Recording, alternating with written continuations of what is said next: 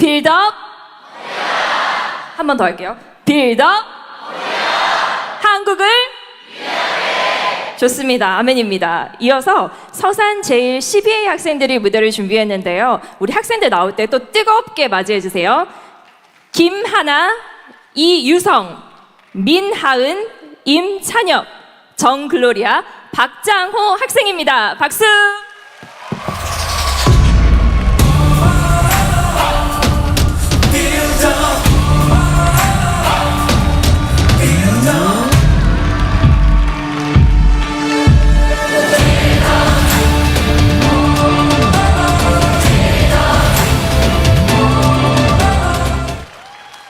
둘, 셋. 안녕하세요. 저희는 서산제일 크리스천 바이블 아카데미에 다니고 있는 14살 김하나, 17살 이유성, 16살 임찬혁, 15살 민하은, 13살 박장호 11살 정글로리아입니다. 반갑습니다. 저희가 이 발표를 준비하면서 한국에 대해 더 많은 관심을 갖게 됐고, 크리스천으로서 나라와 민족에 대한 책임감과 긴장감을 더욱 가질 수 있도록 인도해 주신 하나님과 빌드업 코리아 관계자 여러분들께 감사의 말씀을 먼저 드립니다. 이번 시간에는 알파 세대가 느끼는 한국의 위기와 저희가 생각하는 해결책에 대해 이야기하려 합니다. 지금 우리나라는 모든 부분에서 심각한 위기 상황에 직면했다는 것을 아직은 어린 저희들도 깊이 느끼고 있는데요. 한 사람씩 이에 대해서 생각한 부분들을 말씀드리도록 하겠습니다. 먼저 이유성 학생부터 말씀해 주시겠습니다. 현재 우리나라의 가장 심각한 위기는 정치와 이념의 갈등이라고 생각합니다. 역사적으로 모든 시대, 모든 나라마다 문제 상황들은 늘 있어 왔고 앞으로도 계속해서 있을 겁니다. 문제는 해결해야 하는 것인데 우리나라의 위기는 나라를 이끌어 나가야 되는 지도자들이 서로 싸우고만 있다는 사실입니다. 저도 정치에 관심이 많아서 국회에서 일어나는 여러 일들, 청문회라든가 법사위, 방통위 이런 회의들을 방송이나 유튜브로 보곤 하는데요. 솔직히 제가 보기에도 심각할 정도로 도가 넘는 원색적인 비난과 인신공격과 감정싸움이 가득합니다. 저는 이런 부분이 가장 심각한 우리나라의 위기이자 문제라고 생각이 들어요. 문제를 해결해야 되고 국민들에게 비전과 정책을 제시해야 될 지도자들이 전혀 리더십을 발휘하고 있지 못하잖아요. 특히 특정 인물을 무리하게 감싸고 보호하기 위해서 국민의 세금과 행정력과 지도력이 낭비되고 있는 상황들을 보면서 이런 식의 정치 갈등과 이념의 충돌 문제를 해결하지 않으면 우리나라가 끝을 알 수 없는 위기로 치달아갈 것 같다는 생각을 하게 됩니다. 네, 감사합니다. 정치와 이념의 갈등이 가장 심각한 문제라고 말씀해 주셨습니다. 정말 공감이 되는데요. 여러분도 동의가 되시나요? 네. 네, 감사합니다. 자, 그럼 다음으로는 우리 임찬혁 학생께서 말씀해 주시도록 하겠습니다. 제가 느끼는 우리나라의 가장 큰 문제는 뭐니 해도 저출산 문제가 아닐까 생각합니다. 무슨 문제든 위기든 뭐가 됐든 간에 일단 사람이 있어야 될 거 아니에요. 그런데 지금 우리나라는 전 세계에서 가장 저출산 문제가 심각한 나라이고 수많은 국내외 전문가들이 강하게 이 부분을 경고하고 있잖아요. 사람이 없어지는 문제보다 더 큰 문제는 없다고 생각합니다. 그런데 이게 정말 심각한 위기인 게 뭐냐면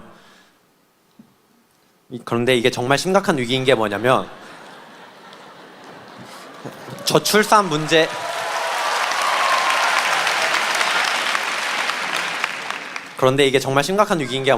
저출산 문제의 본질이 저출산의 원인이 무슨 전염병이나 난임이나 영양실조나 전쟁이나 이런 게 아니라는 거예요.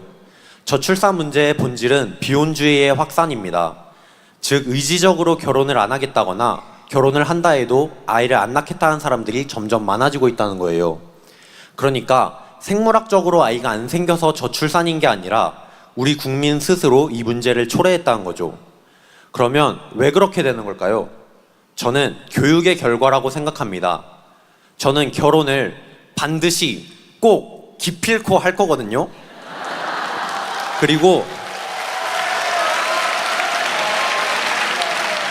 그리고 아이도 나중에 만날 아내와 함께 기도하면서 정말 하나님께서 주시는 대로 많이 낳을 거거든요.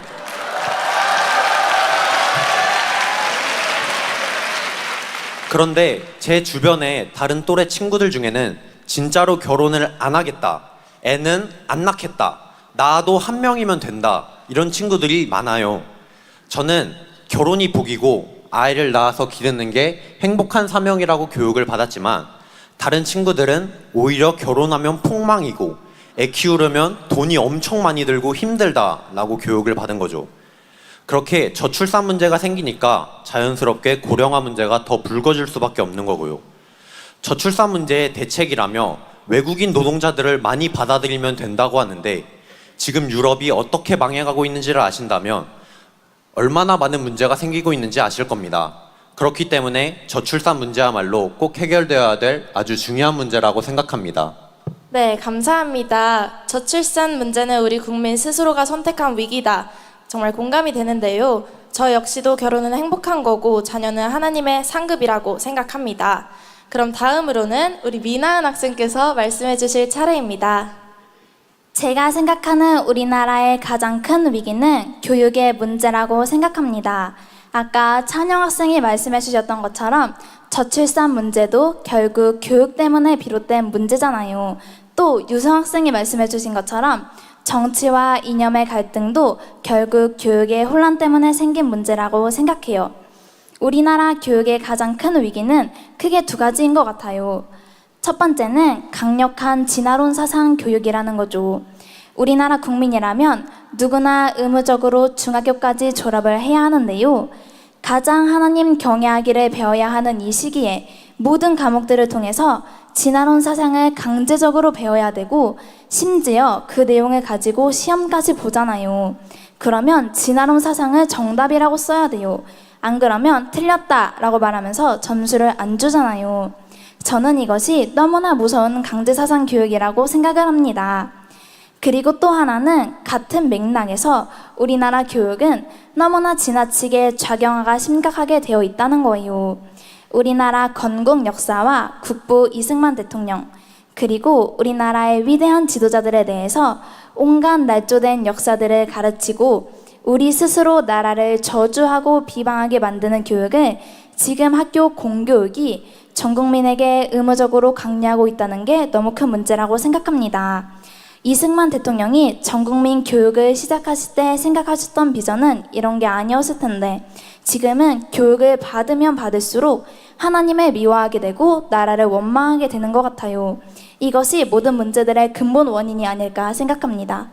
네, 감사합니다. 그래서 이렇게 저희처럼 학교 공교육을 포기하고 다른 교육을 찾는 친구들이 점점 늘어나고 있는 것 같은데요. 이 교육의 문제 정말 시급하게 해결돼야 할 문제인 것 같습니다. 그럼 다음으로는 우리 박장호 학생께서 말씀해 주시겠어요? 네, 제가 생각하는 우리나라의 가장 큰 위기는 성 가치관의 혼란이라고 생각해요.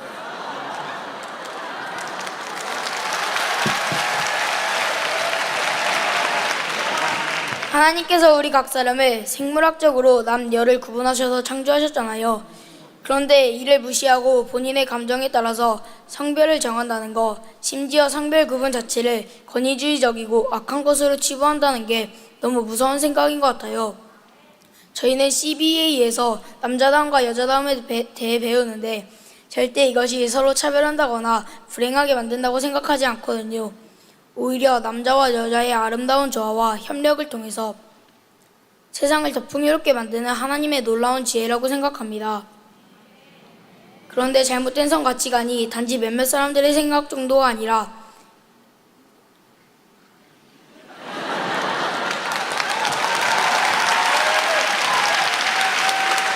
이거를 정치화하고 제도화하고 교육하고 심지어 차별금지법이나 학생인권 조례로 강요한다는 게 더 심각한 문제인 것 같아요. 만약 이런 식으로 기본적인 성 구분, 건전한 성 개념 이런 거를 법으로 제도로 다 없애버린다면 이거는 우리 스스로를 부정하는 것이고 인류 역사를 부정하는 것이고 앞으로의 소망 자체도 부정하는 것이 될 거예요. 그래서 이 문제가 가장 심각한 문제라고 생각해요. 네, 감사합니다. 남자다움과 여자다움에 대해서 말씀해 주셨는데요. 저도 이것을 차별한다고 생각하지 않고 남자와 여자의 아름다운 조화와 협력을 통해서 세상을 더 아름답게 만드는 하나님의 놀라운 뜻이라고 생각합니다. 그럼 마지막으로 우리 정글로리 학생께서 말씀해 주시겠습니다. 제가 생각하는 우리나라의 가장 큰 위기는 다름 아닌 교회의 문제라고 생각해요. 하나님께서는 우리 구원받은 성도들을 세상의 소금과 빛으로 만드셨잖아요. 지금 온 세상은 하나님의 말씀에 떠나 있기 때문에 시간이 가면 갈수록 스스로 더욱 미련해지고 죄만 짓게 되는 구조라고 생각해요. 그렇기 때문에 우리 믿는 성도들, 즉 하나님을 경외하고 이 땅에 임할 하나님의 나라를 소망하는 우리 그리스도인들에게 세상을 깨우고 하나님께로 돌이키게 하는 너무나 중요한 사명을 맡기신 거죠. 이것이 성경을 통해 우리에게 말씀하시는 하나님의 나라에 대한 원 메시지라고 생각해요. 그런데 지금 교회들의 상황을 보면 세상에 대한 서로 다른 시각들을 가지고 있는 것 같아요. 여기 모여 계신 분들처럼 세상의 여러 문제들과 상황들을 하나님의 뜻을 구하면서 같이 고민하고 기도하는 교회와 성도들도 있는가 하면 전혀 이런 부분에 관심도 없고 나라와 민족을 위해서 전혀 기도하지 않는 교회도 많다고 하더라고요. 심지어 동성애 문제나 차별금지법이나 온갖 인본주의적인 사상에 동조하고 적극적으로 응호하는 그런 교회들, 목회자들, 성도들이 있다는 소식을 들을 때 정말 마음이 무거워집니다. 우리나라의 광복과 건국의 모든 역사에 있어서 교회와 성도들이 주도적인 역할을 했다는 점을 생각해 볼 때 지금 우리나라 위기 상황도 교회와 성도들이 적극적으로 앞장서야 할 시기가 도래했다고 생각합니다. 네, 감사합니다. 교회에 회복이 필요하다는 점을 말씀해 주셨는데요. 지금 교회 안에서 인본주의 사상으로 세대별로 다른 메시지를 전하며 서로 분리되어 연합하지 못하게 하고 있습니다. 이 문제점을 해결하고자 저희는 세대와 가정의 연합을 위해 같은 시간, 같은 장소, 같은 말씀으로 전세대 통합 예배를 드리고 있습니다. 그럼 이제 각자 말씀해주신 우리나라의 위기들, 문제들에 대해서 어떻게 하면 해결할 수 있을 것인지 그 해결 방안을 한 분씩 간략하게 말씀해 주시도록 하겠습니다. 먼저 이유성 학생부터 순서대로 말씀해 주시도록 하겠습니다. 정치를 비롯한 현실의 여러 문제들에 대해서 우리 믿는 사람들이 더 많은 관심을 가져야 될 것 같습니다. 각 교회에서 목사님들, 전도사님들이 그 역할을 더 해주셨으면 좋겠고 모든 성도님들 그리고 우리의 알파 세대들도 이런 내용을 더 관심을 가지고 알고자 노력해야 될 것 같아요. 저도 같은 생각입니다. 지금 각자 말씀드린 내용들을 종합해보면 그만큼 이런 부분들을 그동안 교회와 성도들이 외면해왔기 때문인 것 같아요. 하나님께서는 우리들에게 피조세계를 다스리라고 맡기셨는데 정작 우리들은 너무나 많이 무관심해왔던 거죠. 그러는 사이에 하나님을 대적하는 사람들에게 세상의 주도권을 다 넘겨준 것 같아요. 그동안 기독교인들이 너무 얌전했었다고 생각합니다. 이제는 진리의 목소리를 내야 됩니다. 먼저 우리부터 그렇게 하시죠.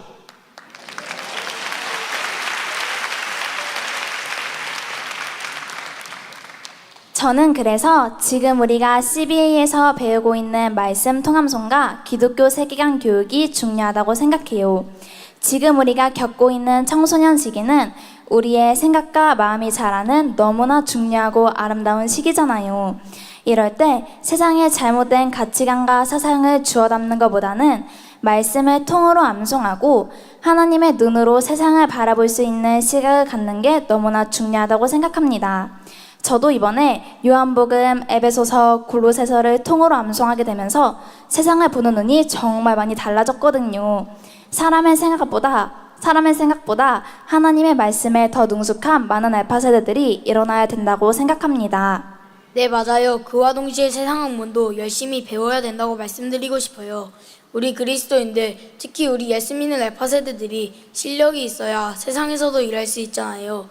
우리가 자주 요셉이나 모세, 다니엘, 다윗 같은 사람들을 롤 모델로 얘기하지만 그분들이 그냥 우연히 그런 일들을 하게 된 것이 아니라 날마다의 능력으로 최선을 다해 실력을 쌓았잖아요. 그럴 때 능숙하고 탁월하게 되었던 것처럼 지금 우리에게 필요한 것도 그런 것 같아요. 다시 말하면 공부를 열심히 하자입니다.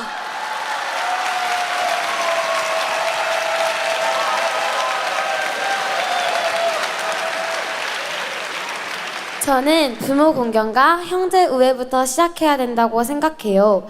지금 각자 말씀드린 여러 크고 중대한 많은 문제들이 있지만 사실 이 모든 것들의 출발점은 가정에서부터 시작된 것 같거든요. 예전에 목사님께서 프랑스 유파혁명에 대해서 말씀해 주실 때 아버지들을 끌어내라 라고 하면서 가정을 파괴하는 것부터 시작했다고 들었던 기억이 나요. 그런데 그 정도까지는 아니더라도 지금 우리 또래 친구들을 가만히 보면 정말 부모님을 공경하고 형제를 사랑하는 친구들이 있는지 잘 모르겠거든요. 여기에서부터 문제들을 바로잡아가야 된다고 생각합니다. 저희는 부모님을 아버지, 어머니라고 부르도록 훈련하고 있습니다. 이렇게 호칭을 바꾸니 부모님을 대하는 태도와 자세가 변하게 되었습니다. 네, 저도 부모님께 아버지, 어머니라고 부르게 되니 마음가짐부터 달라지더라고요.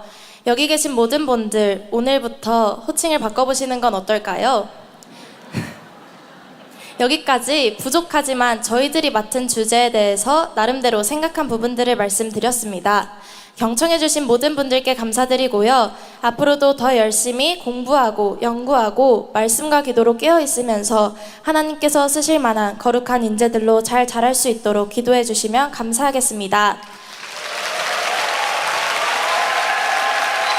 지금까지 저희는 서산제일 12였습니다. 감사합니다.